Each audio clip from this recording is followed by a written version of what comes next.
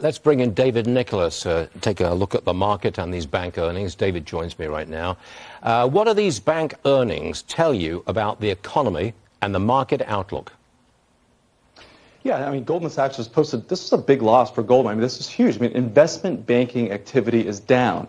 That's not a sign of a growing economy. And if that's a theme, Stuart, if you look at JP Morgan and Citi that reported last week, their investment banking revenue was down 60% for the quarter. So again, banks are not creating new economic activity. But the positive note, though, is if you look at some of the money center banks like JP Morgan, Bank of America that do more normal lending, they are doing well. They're beating profit expectations because interest rates are rising, and that's impacting the bottom line for financials. So I think it still spells that things are good for the economy, but we're not going to see the type of explosive growth because we're just not seeing investment banking activity. So that's where I see some concern for the overall economy, Stuart. Can you tell me the name of the stocks which are winning, they're going up, but they're still cheap in terms of valuation, your price to earnings relationship? I see we've got a list here. I see Costco on that list. Cheap and still going up. Is that what you say? So, Stuart, there's a lot of uncertainty for this year. I'm excited for this year because this is a stock picker's market. I think you can do well if you know the right names. Let's take LYB. I'm sorry, it's Cisco. I'm sorry, I made a mistake. Cisco, that's right. I do like Costco, but Cisco.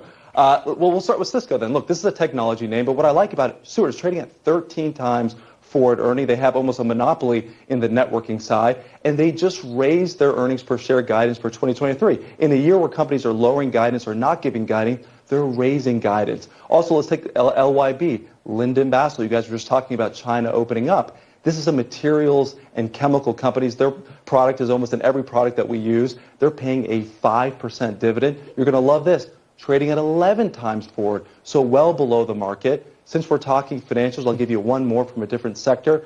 PNC, they report this week, paying a 3% dividend, but I think they are more defensive because they are regional. They don't have exposure like JP Morgan, Morgan Stanley, Goldman Sachs to global events. So I think regionals are going to win in this environment, Stuart. All right, I like that 5% dividend from Linnell. I'll take that. Thanks very much, David. We'll see you again soon. Check those futures.